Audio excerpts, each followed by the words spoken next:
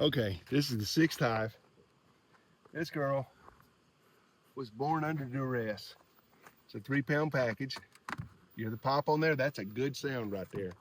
That tells me that the bees are working in here. Okay, first thing we're gonna do, same like we did with the other ones, is we're gonna take off this top box with the queen excluder. Okay, boom, there we go. And now we're looking directly into the box.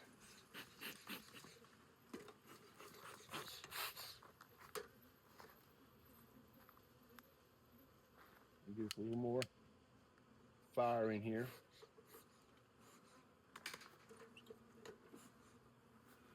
A little more smoke.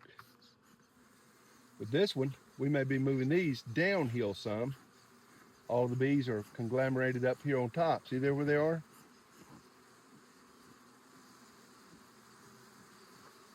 Let's see what we can do with these. Okay. And on the other ones, we were taking these, moving them that way. In this case, we may be moving them downhill, so to speak. That is to say, from 10 to 9 to 8 kind of stuff.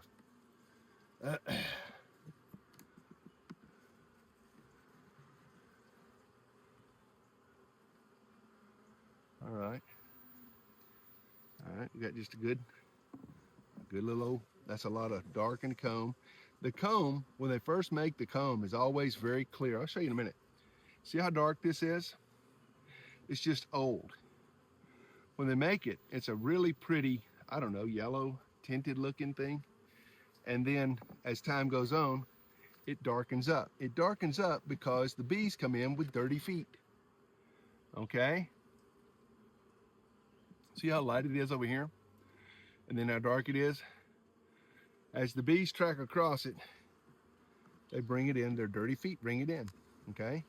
Yeah, we got some good brood in here. That's all right. Here, let's see what we got now. Not on this one, we don't. Let's see what we got here. Any of y'all see a queen? I'm looking, I don't see her. Now, I am not intently looking for queens nearly as much as I'm looking for evidence that the queen is here.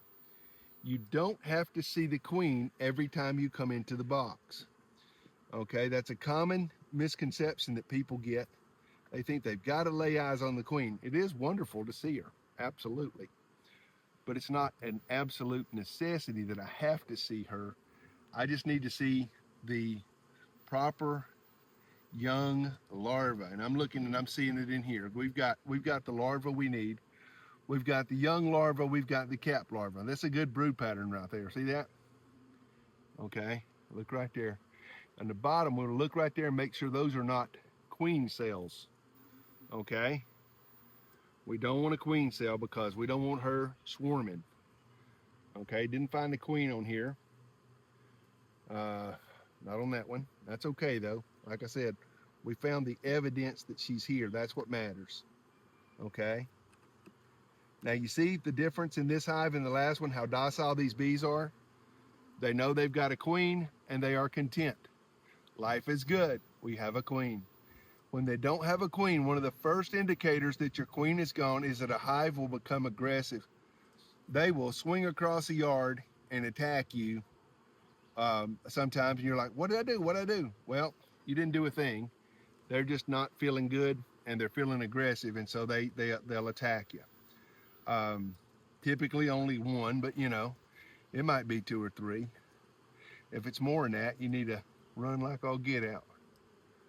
All right, so looking at that, my young bees are looking good. I'm looking at them too.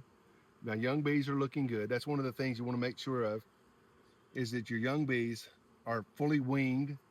All right, I got a couple of them in there. I was just looking at them. It just now popped out of their little cubicles here. Okay, you want to make sure that they're getting all of their wings are coming in and stuff like that. That your young bees are properly formed. I'm gonna try and see if I can get this girl loose. I'm not sure I can. Well, I got her loose. I'm not sure if I got her loose alive or not. That remains to be seen. And we're taking a look. Still looking for the queen. This is a good brood cap right here. There's a lot of brood on here. See this? That means that my girl is working hard, and that's what we want. We want hard-working queens that are doing the job. Now what we're gonna do, we're gonna flip this up and look at the bottom and make sure that running along this line right here, we don't have a queen cell, okay? If we get a queen cell, once we find that we got a queen cell in here, we have to find this queen, okay? The reason is because once you see a queen cell in your hive, the queen, the resident queen, has already taken a pheromone and she's already told the hive, hey guys, I'm out of here. When you see that, you've got maximum of 11 days and that queen is going to be somewhere else. So I'm going to take, if I was to come up on that, I would take and I would do my best to find that queen and take and move her with a couple of frames and make me another hive with her. Once you do that, see, she thinks she's a bug. She don't know this, okay? So she thinks she has swarmed, okay? So once she thinks she's swarmed, you're good to go. All right, she's busy building her new hive.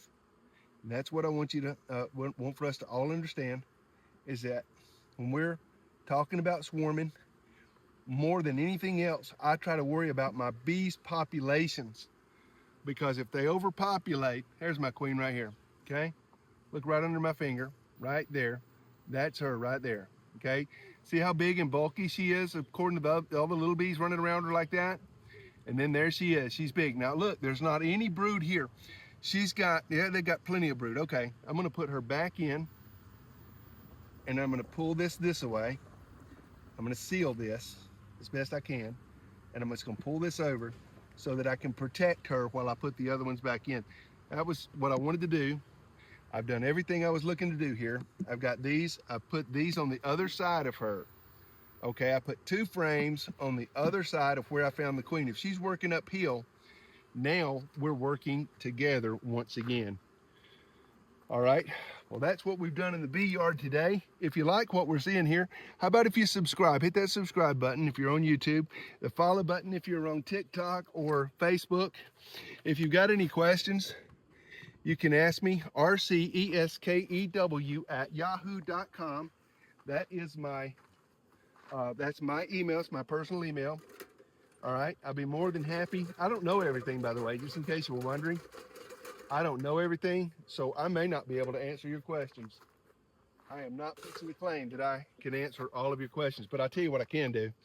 I can try, and I will do my best to give you valid answers. And if I don't know, I'll ask one of my bee buddies that does. Please subscribe, comment, like, share, and follow. God bless.